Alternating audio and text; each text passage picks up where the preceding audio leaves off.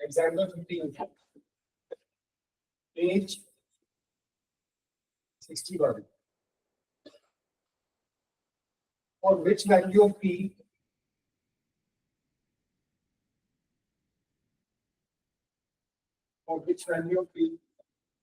does the pair of equations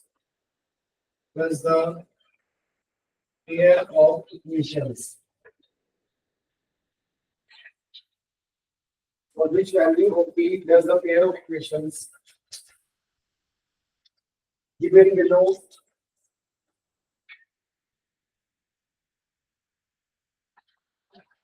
has unique solution?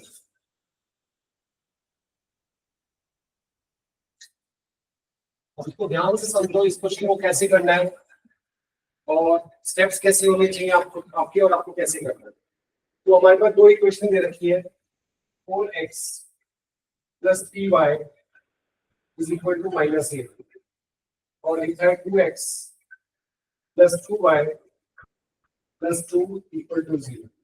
ठीक है, right. हमें p की ऐसी वैल्यू ढूंढनी है कि इसमें यूनिक सॉल्यूशन मिले। तो फर्स्ट स्टेप क्या होगा? स्टेप वन ये आपको दिखते नहीं है, स्टेप 1 वगैरह, ये सब माइंड में रखने की पहला स्टेप क्या करना है, right the equation in standard form. ठीक है, तो इसको स्टैंडर्ड फॉर्म में कैसे लिखोगे? 4x plus 3y plus 8 equal to 0। ये आपका स्टैंडर्ड फॉर्म में फर्स्ट इक्वेशन हो गई। Second equation 2x plus 2y plus 2 equal to 0, ये आपकी स्टैंडर्ड फॉर्म में सेकंड इक्वेशन होगी। ठीक है, अब आपको क्या करना है? Next step identify the coefficients. Next step क्या करना है? Step 2 identify the coefficients. Coefficients क्या है? a1 b1 c1। a1 b1 c1 किससे रिलेटेड है? फर्स्ट इक्वेशन से। तो x का कोएफिशिएंट क्या है? फर्स्ट में 4, b1 क्या है? p और c1 क्या है? 8। अगर आपने ये स्टेप नहीं किया तो आप c को लिख देते -8, गलत हो जाता c1। ठीक है, हमेशा आपको ट्रांसपोज करके स्टैंडर्ड फॉर्म में लिखना है। उसके बाद आप लिखोगे a2 b2 c2। अब a2 b2 c2 क्या है? a2 है 2, b2 है 2 और c2 भी है 2। Now step 3 use condition. कौन सी कंडीशन यूज करनी है इसमें आपको? यूनिक सॉल्यूशन की। तो वो लिख दो यूनिक सॉल्यूशन। क्या होती है यूनिक सॉल्यूशन की condition? a1/a2 is not equal to, yes, a1/a2 is not equal to b1/b2। ठीक है, नाउ स्टेप 4 समझ में आ रहा है आपको? Step 4 put the values values put कर दो। a1 क्या है? 4, a2 कितना है? 2 should not be equal to, b1 कितना है? p और b2 कितना है? 2। ठीक है, समझ में आ रहा है? आपको मालूम है डिनोमिनेटर अगर सिंगल नंबर होते हैं उनको कैंसिल कर सकते हैं या क्रॉस मल्टीप्लाई करके भी कर सकते हैं। तो आपने 2 से 2 कैंसिल कर दिया। This implies p should not be equal to 4, p 4 नहीं होना चाहिए। इसके बाद आपको अपना फाइनल आंसर लिखना है। लास्ट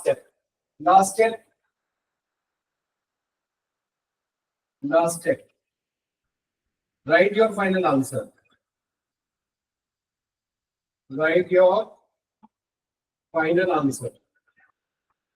फाइनल आंसर कैसे लिखोगे? Therefore p could be any real number except 2। ये आपका फाइनल आंसर होगा। इस तरह से p कोई भी रियल नंबर ले लो, तो p की एक वैल्यू नहीं है इसमें। आपसे पूछा होता है इन्होंने क्या पूछा था? For which value of p does the pair of equation has unique solution? तो आपका आंसर है एक सिंगल आंसर नहीं है, आप कुछ क्या करते हैं, इसको पुट करके देख लेते हैं। अच्छा 5 पुट करके देख लिया, हाँ यूनिक सॉल्यूशन मिल गया। आप बोलेगा p की वैल्यू 5 है, दैट इज इनकम्प्लीट। इनकम्प्लीट क्यों है? क्योंकि और भी वैल्यूज ऐसी हो सकती है p पे जिसपे यूनिक सॉल्यूशन नहीं मिलेगा। तो what is your final answer? तो फाइनल आंसर p को be any real number except 4। ये ऐसे होगा, नोट इट डाउन नाउ। फिर नेक्स्ट कराता हूं, इसको नोट डाउन करो।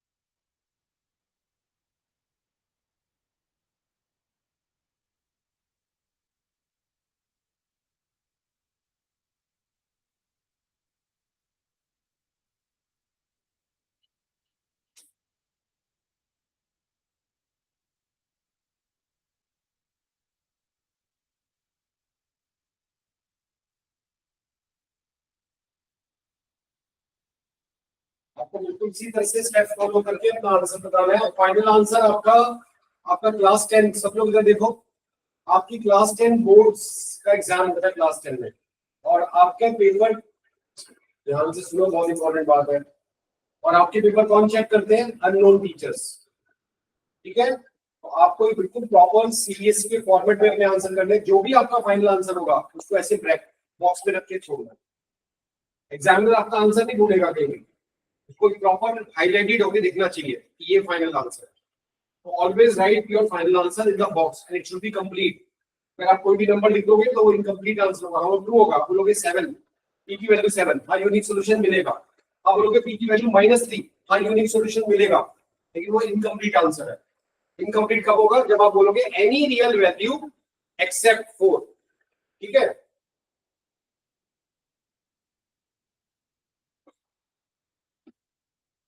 ये वाली क्वेश्चन आपको एग्जाम्पल लेके नहीं करने, जनरली सॉल्व करना है।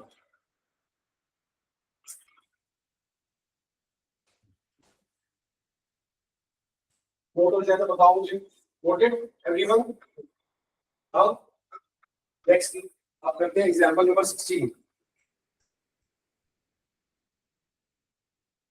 लोगों की स्पीड स्लो है, थोड़ी स्पीड बढ़ाओगे आप अपनी। Example number 16,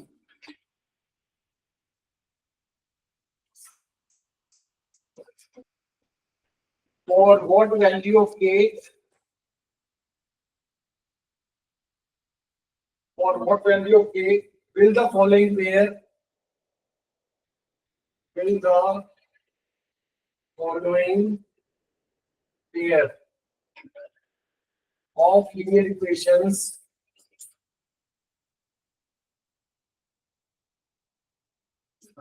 have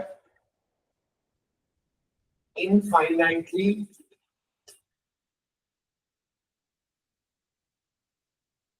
many solutions? अब हमें k की ऐसी वैल्यू चाहिए कि सिस्टम ऑफ लीनियर इक्वेशन में इनफाइनाइटली मैनी सॉल्यूशन मिलेगा। ठीक है, तो हमारे पास है इक्वेशन है kx plus 3y minus k minus 3 equal to 0, 12x plus ky minus K equal to 0। ठीक है, तो अब आपको क्या ये स्टैंडर्ड फॉर्म में मिली हुई है? स्टैंडर्ड फॉर्म का मतलब क्या आप फर्स्ट इक्वेशन में x का कोएफिशिएंट बता सकते हो? ठीक है, तो x का कोएफिशिएंट है k। क्या आप y का कोएफिशिएंट बता सकते हो? यस। क्या आप कांस्टेंट टर्म बता सकते हो? आपको सर कांस्टेंट तो नहीं है ये, इसमें तो k है, k कांस्टेंट है, वेरिएबल x और y है, तो k कांस्टेंट है, उसकी वैल्यू तो फाइंड करनी है। और सेकंड में भी क्या स्टैंडर्ड फॉर्म में है? यस। e1 कितना है?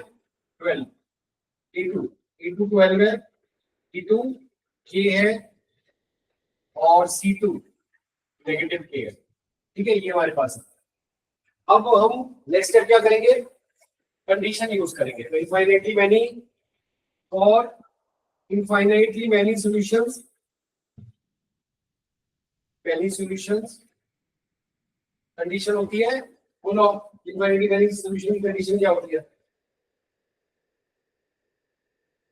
नहीं पता आपको, आप बोलो क्या? यहाँ पे पिक्चर चल रही है मैथ्स की, पिक्चर देख, पिक्चर देख के घर गए, कहानी भूल गए, खत्म हो गया। पढ़ना पड़ेगा घर पे, हाँ, बिना पढ़े नहीं होगा कुछ भी। आप बोलो क्या? इनफाइनाइटली मैनी सिचुएशन की कंडीशन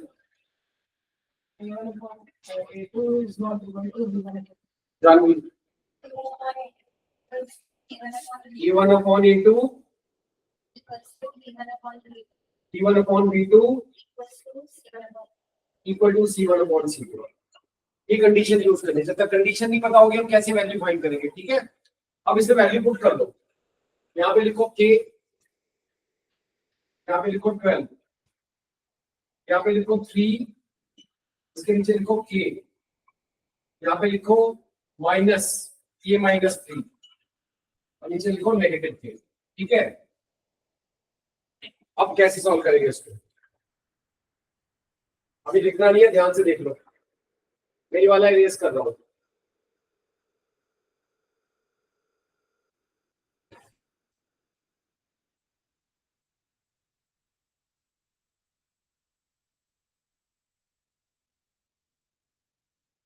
एक साथ तीन चीज इक्वल आ रही है, तीनों को इक्वल रखना है। मतलब अगर मान लो ये दोनों इक्वल हो जाए और ये इक्वल ना आए तो काम बन जाएगा, और ये दोनों इक्वल हो जाए और ये ना बने, नहीं, तीनों को इक्वल रखना है।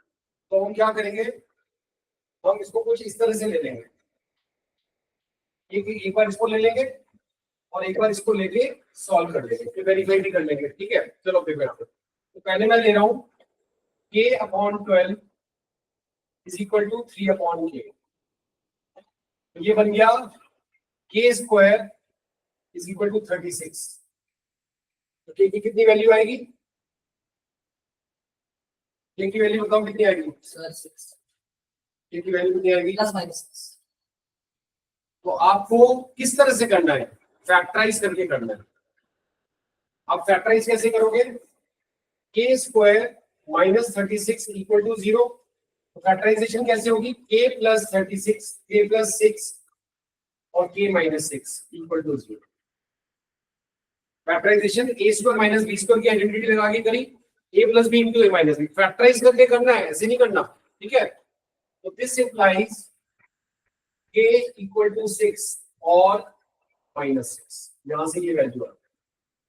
ठीक है, अब हमें दोनों को ट्रू रखना है, इस बात को भी ट्रू रखना है और इस वाली बात को भी ट्रू रखना है, और एक ऐसी वैल्यू ढूंढनी है कि जो यहां भी ट्रू और यहां भी ट्रू, ऐसा ढूंढना है कुछ। चलो दूसरा केस लेते हैं।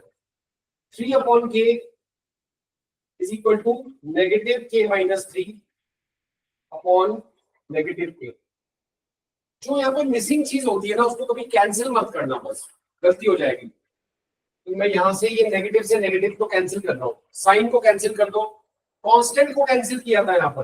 देखो यहाँ पे तो लिखा, अगर नीचे 3 होता तो कांस्टेंट को कैंसिल कर देते, लेकिन वेरिएबल k इसमें मिसिंग है ना, उसको कभी कैंसिल मत करना। तो चलो यहाँ पे क्या होगा, ये क्रॉस मल्टीप्लाई कर रहा हूँ। आप यहाँ से k से k को मत कट करना, k से k को कट मत करना, ये मैं बता रहा हूँ। ठीक है, अब आप क्रॉस मल्टीप्लाई करोगे तो क्या हो जाएगा? 3k इज इक्वल टू के माइनस 3, ऐसे हो गया। अब यहां पर क्या होगा, 3k इज इक्वल टू के स्क्वायर माइनस 3k, ठीक है। अब अगर इसको उधर करोगे तो क्या होगा, 0 इज इक्वल टू के स्क्वायर माइनस 6k, ठीक है। अब इसको फैक्टराइज करोगे, फैक्टराइज करना है, ठीक है। बेटा 3k उधर ट्रांसपोज हो जाएगा, ट्रांसपोज होकर तो जाके माइनस 3k हो जाएगा, minus 3k and minus 3k, minus 6k हो गया। ये कितना हो गया, k कॉमन लोगे तो क्या होगा, k माइनस 6। तो यहां से k की वैल्यू क्या आई, जल्दी से बताओ मुझे। यहां से k की वैल्यू क्या आई आपको, हाँ k की दो वैल्यू आई है, 0 एंड 6। k की कितनी वैल्यू आई है, 0 एंड 6। समझ में, 0 क्यों आई है, दो फैक्टर आ रहे हैं। मैंने क्या बोला, फैक्टराइज करना है। तो अगर k 0 होगा तो ये 0 हो जाएगा, और k अगर 6 होगा तो भी 0 हो जाएगा। फैक्टराइज ऐसे करते हैं, क्लियर। तो k की दो वैल्यू आ गई। अब देखो, मुझे कॉमन सॉल्यूशन देखना पड़ेगा, दोनों में जो, दोनों को जो सेटिस्फाई करे। तो therefore from above k should be equal to 6 which is common। तो अगर आपने k की वैल्यू 0 मान ली, ये तो ट्रू हो जाएगा, लेकिन ये फॉल्स हो जाएगा। और अगर k की वैल्यू -6 मान ली तो ये तो ट्रू हो जाएगा, लेकिन ये फॉल्स हो जाएगा। तो इसलिए हमें एक ऐसी वैल्यू चाहिए जो दोनों साइड को ट्रू करे। तो इसलिए k की वैल्यू 6 है। फिर आप लिखोगे therefore add k equal to 6 following pair, at k equal to 6 following, देखो given pair of linear equation will have infinitely many solutions। जो जो बातें मैंने बताई है भूलना नहीं है, एक फैक्टर मत ले लेना। अब पता है क्या गलती करते हैं आप, गलती ये करते हैं यहाँ पर प्लस माइनस 6 नहीं लेते, ये गलती हो सकती है, आप खाली 6 ले लेते हैं। और यहाँ पर क्या गलती करते हैं, देखो मैं दिखाता हूँ। आप करते हैं केसीपी को काट देते हैं, ये उधर आ जाता 6 इक्वल टू के। सर मेरा आंसर आ तो रहा है, वहां भी मैंने 6 लिया, यहाँ भी 6 लिया, इसको मैं लिखता है इनकम्प्लीट। आपने यहाँ 0 को नहीं लिया, आपने -6 को नहीं लिया। आप बोलोगे सर क्या फर्क पड़ता है, आंसर तो वही है ना। आगे आप कुछ क्वेश्चंस ऐसे देखोगे जहां पर ये आंसर वैलिड होगा, तो आपका आंसर गलत हो जाएगा। बात समझ में आ रही है। तो इसलिए दोनों आंसर को कंसिडर करना है। ये नहीं कि यहां से काट करके देखो सर मेरा आंसर तो सही आ गया, आपने मेरे बिना बात में मार्क्स काट दिए, मेरा आंसर तो सही है। अगर आप कुछ भी इनकम्प्लीट बताओगे, सिर्फ एक ऑप्शन लोगे, यहाँ भी एक ऑप्शन लोगे, may be that is correct but your answer is incomplete. जैसे पिछले वाले क्वेश्चन में आपने बोला 7, e की वैल्यू 7 है, इनफाइनाइटली मैनी सॉल्यूशन, ठीक है, but that is not the only answer. तो आपको कंप्लीट आंसर करना है, ये बात ध्यान रखनी है। इसको लिख लो। Now start this exercise. इसके बाद जो नेक्स्ट एक्सरसाइज है आपकी 3.5, इसको स्टार्ट कर दो। एक्सरसाइज 3.5 है, इसके बाद that we have to do. ये लो, आपको बुक चाहिए।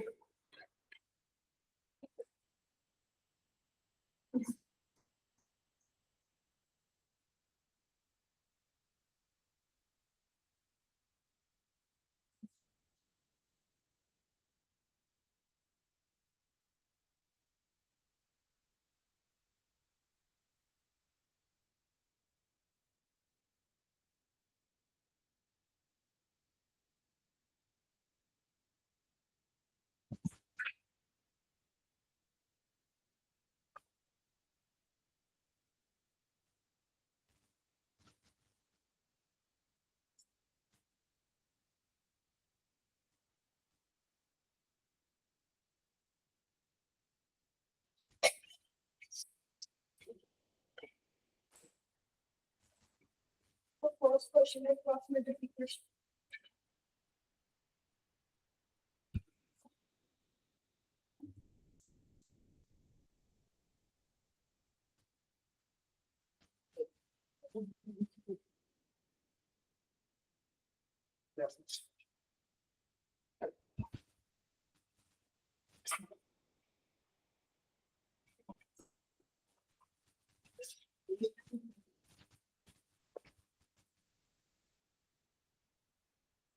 क्या कह रहा हूँ? मैंने कहा ना मेथड को इग्नोर करो आप, आपको मेथड को इग्नोर करना है। क्वेश्चन 1 क्या है? It is return which of the following pair of linear equation has unique solution, no solution or infinite independent solution? In case there is, ये तो आप फाइंड कर लो कि कौन सा सॉल्यूशन है, कैसे a1 upon a2 b1 b2 c1 c2 से। In case it is a unique solution, no solution को ड्रॉप कर दो, infinity को ड्रॉप कर दो by using cross multiplication, use any method. Clear?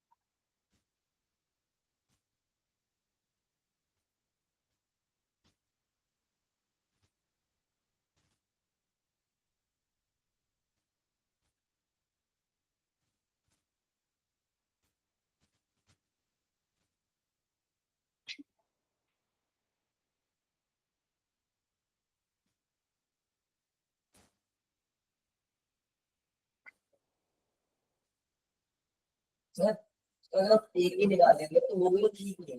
क्या? तो जैसे अगर हम या सेकंड केस में देखो आप, अगर हम के काट देते हम भी तो 6 ही आ रहा था। मैं ये तो बात कह रहा हूँ आपसे, अभी 6 ही आ रहा है, मैं तो डिनाई कर रहा हूँ, लेकिन आगे कुछ क्वेश्चन ऐसे आएंगे, आप देखना।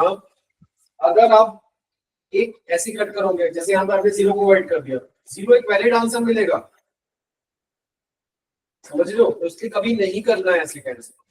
और यहाँ पर भी आप फैक्टराइज, देखो मैंने क्या तरीका था, आपको फैक्टराइज करके वैल्यूज निकालनी है, बस ये मत भूलो। कई बार वैलिड आंसर इग्नोर हो जाएंगे अगर आप ऐसे करोगे, you don't have to do like that.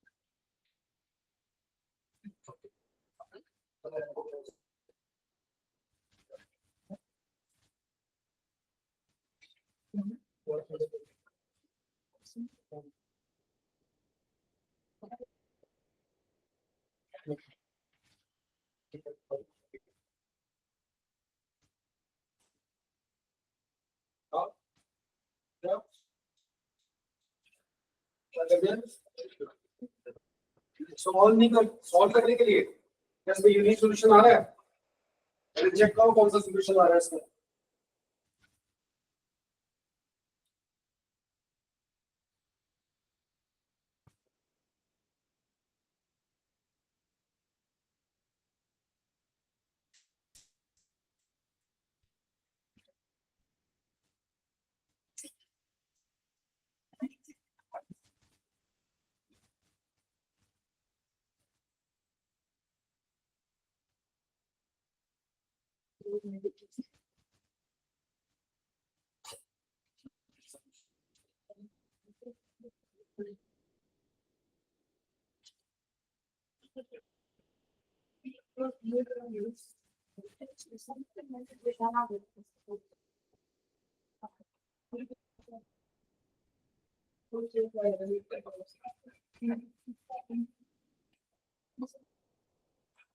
अभी बताओ क्या प्रॉब्लम है? हाँ, मैं पूछ रहा था बोलो क्या बताओ। सर वो नॉट इक्वल मतलब वो वाला कर लिया क्रॉस मल्टीप्लिकेशन और इसके बाद से तो इसका वन आ रहा है क्रॉस मल्टीप्लिकेशन किससे कर रहे हो इसमें? तो कैसे कंपेयर करते हो फ्रैक्शन को? रिड्यूस करके करते हो ना? रिड्यूस करो। सर ये वन आ रहा है कौन सा पार्ट की बात कर रहे हो? फर्स्ट की फर्स्ट फर्स्ट पार्ट की। देखो, फर्स्ट पार्ट में इक्वेशंस क्या है? x minus 3y minus 6 is equal to 0। फिर आप 3x minus 9y minus 2 equal to 0। पहले आप निकालोगे a1 upon a2। a1 upon a2 निकाल दो, क्या आ रहा है? 1/3 आ रहा है। फिर आप निकालोगे b1 अपॉन b2, माइनस क्या आ गया? -3 upon -9 which is equal to 1/3। अब a1 upon a2, this implies a1 upon a2 is equal to b1 upon b2। ठीक आ गया? अब आप c1 upon c2 को चेक करोगे। अब आप क्या करोगे? अगर ये इक्वल नहीं आते तो आप बोलते थे यूनिक सॉल्यूशन है, पर क्योंकि दोनों इक्वल आ गए तो अब आप क्या चेक करोगे? c1 upon c2। तो c1 upon c2 क्या है? -3/2 -2 which is equal to 3/2। फिर आप बोलोगे is not equal to c1 by c2। ये कौन सी कंडीशन है?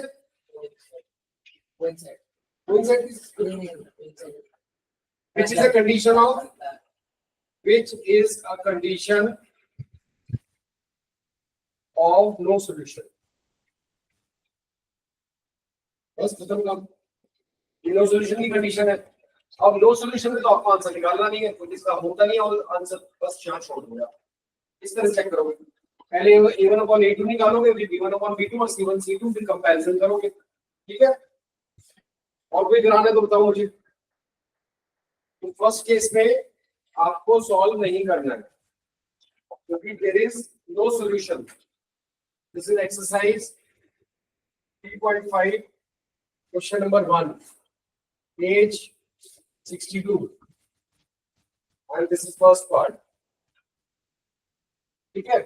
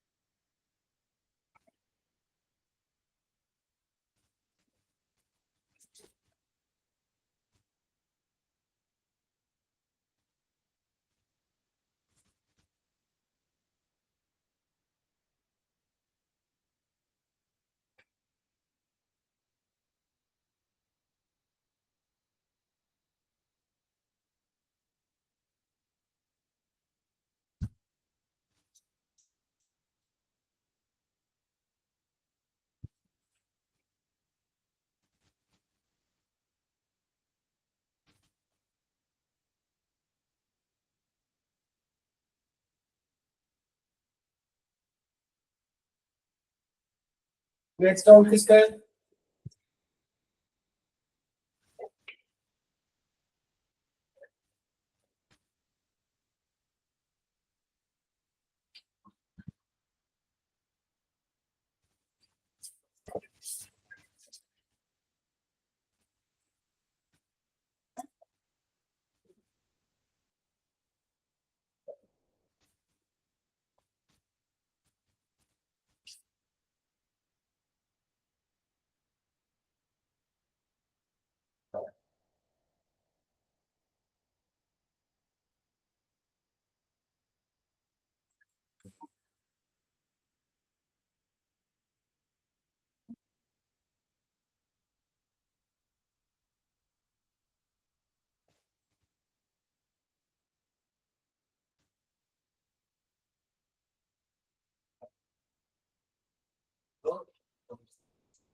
सेकंड पार्ट, फर्स्ट पार्ट समझ में आ गया?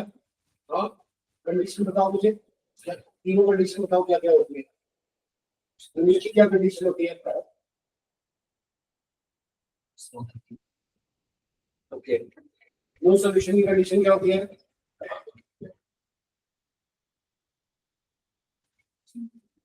Very good.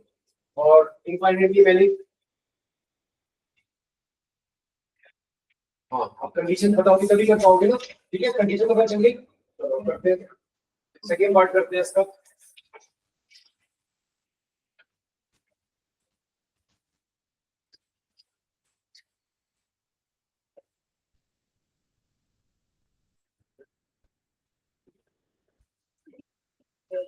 सेकेंड पार्ट है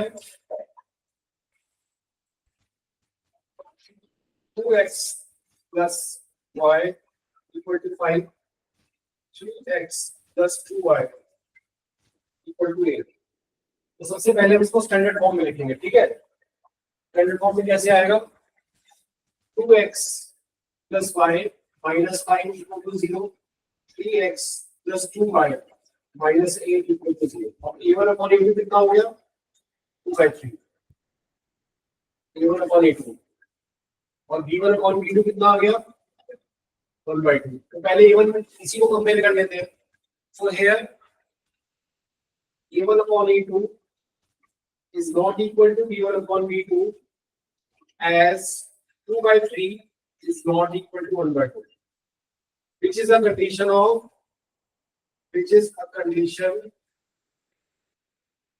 of unique solution। Unique solution, अब यूनिक सॉल्यूशन फाइंड करेंगे, ठीक है? यूनिक सॉल्यूशन कैसे फाइंड करेंगे? हमारे पास इक्वेशन है 2x plus y equal to 5 और 3x plus 2y equal to 5।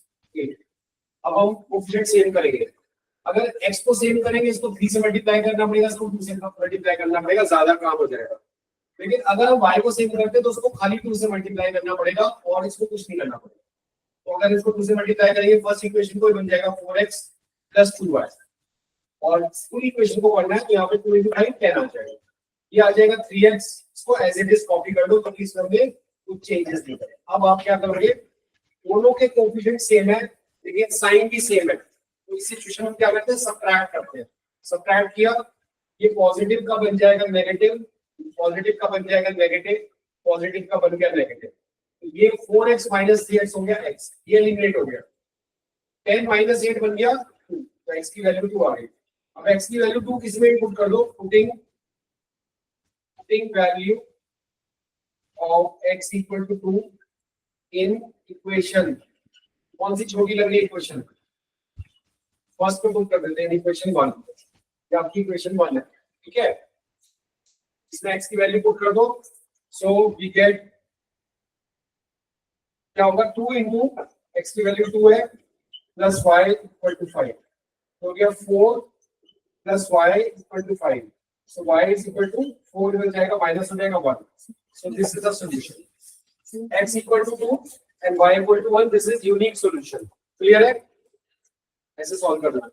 ये हमने कौन से मेथड से किया है? एलिमिनेशन मेथड से किया है। बाय क्रिएटिंग, इसमें क्रिएट किया हमने, कोएफिशिएंट को सेम बनाने की कोशिश करेंगे, ठीक है?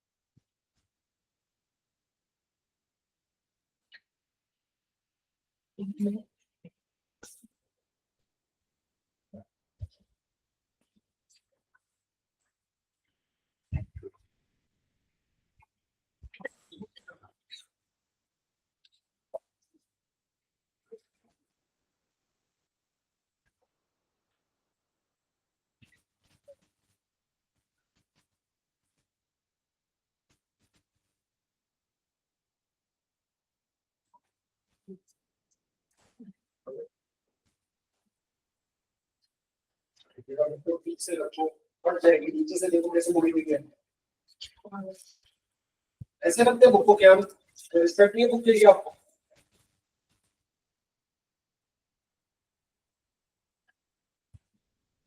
अभी भी मुड़ी हुई है एकदम, देखो नीचे से, नीचे मुड़ी हुई है।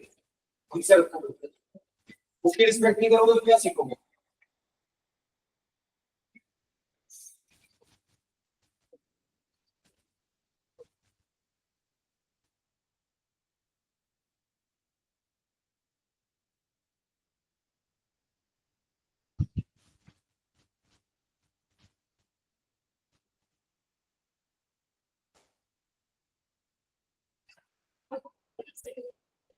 सेकंड क्वेश्चन,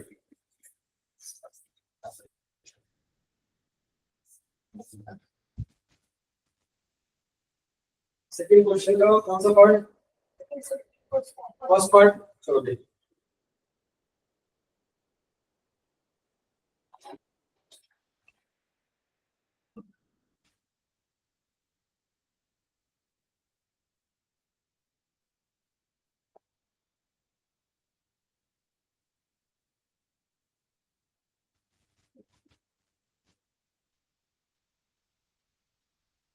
बहुत इंपॉर्टेंट क्वेश्चन है, ध्यान से देखो।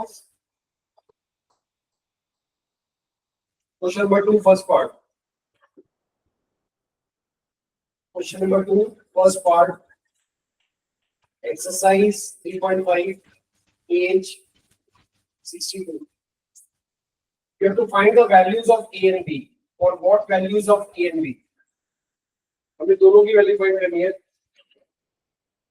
कंडीशन है infinitely many conditions, many solution. Condition है इनफाइनाइटली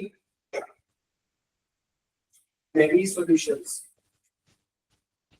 और उसकी कंडीशन क्या होती है? A1 upon A2 is equal to B1 upon B2 is equal to C1 upon C2। ये वाली कंडीशन यूज करनी है। और हमारे पास इक्वेशन इन स्टैंडर्ड फॉर्म लिख रहा हूँ, इक्वेशंस इन स्टैंडर्ड फॉर्म।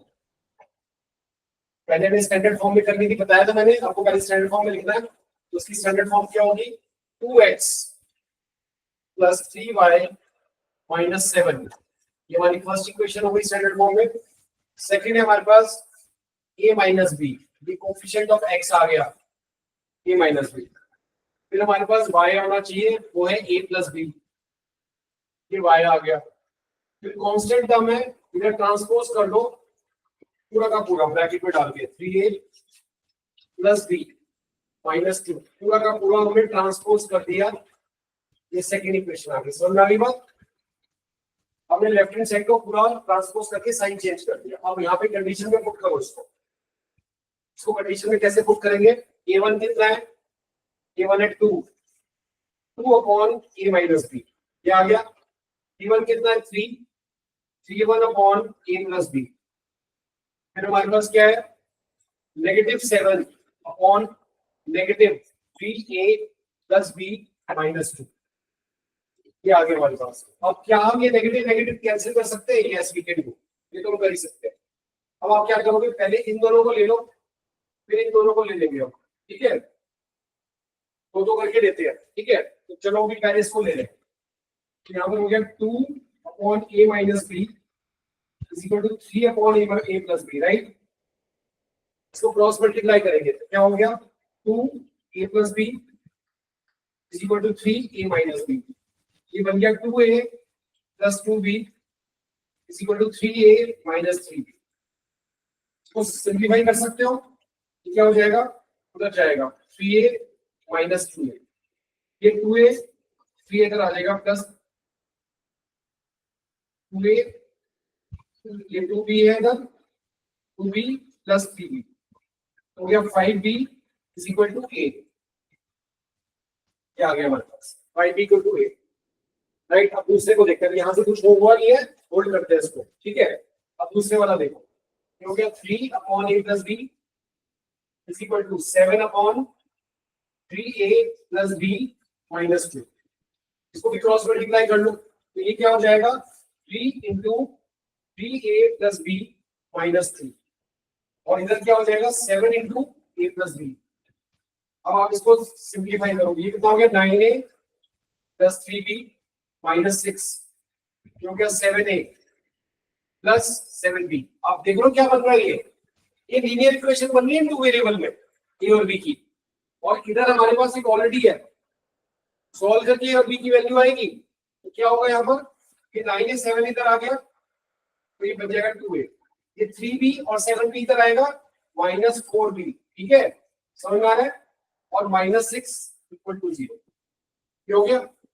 आपको मालूम है इक्वेशन में मैंने बोला है अगर इक्वेशन में कॉमन फैक्टर है वो भी कैंसिल कर दो, तो कॉमन फैक्टर कितना? 2 है, तो यहाँ पर a minus 2b minus 3 equal to 0 आ गया। अब a की वैल्यू यहाँ पे सब्स्टिट्यूट कर दो, a की वैल्यू कितनी है? 5b, ये आ जाएगा 5b minus 2b minus 3 equal to 0। ये कितना हो गया? 3b minus 3 equal to 0, 3b equal to 3। This implies b equal to 1, equal to 1 आ गया। अब b की वैल्यू यहां सब्स्टिट्यूट कर दो, तो b की वैल्यू कितनी हो गई? 5 into 1 is equal to a, 5 into 1, तो this implies a equal to 5। तो अब a और b की ये वैल्यू होगी जिसकी वजह से हमें इनफाइनाइटली मैनी सॉल्यूशन मिलेंगे। वेरीफाई भी कर सकते हैं, देखो वेरीफाई कर रहा हूं, वेरीफाई देखो, ये हो गया 2 upon a minus b, a minus b करोगे तो 4 आ जाएगा, ठीक है। ये a1 अपॉन a2 है, हो गया 1/2, ठीक है। चलो अब b1 अपॉन b2 को देखते हैं।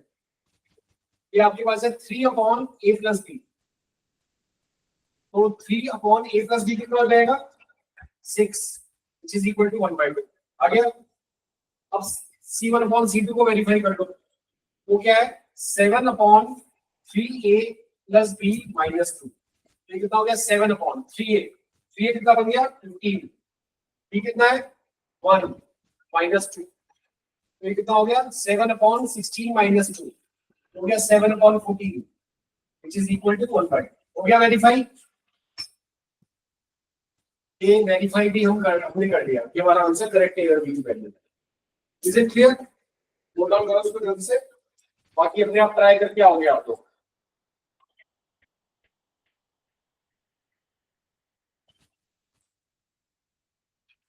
You have to complete till 3.5 तक सारे क्वेश्चन करने, पीछे के जिन्होंने नहीं किए वो भी करने हैं,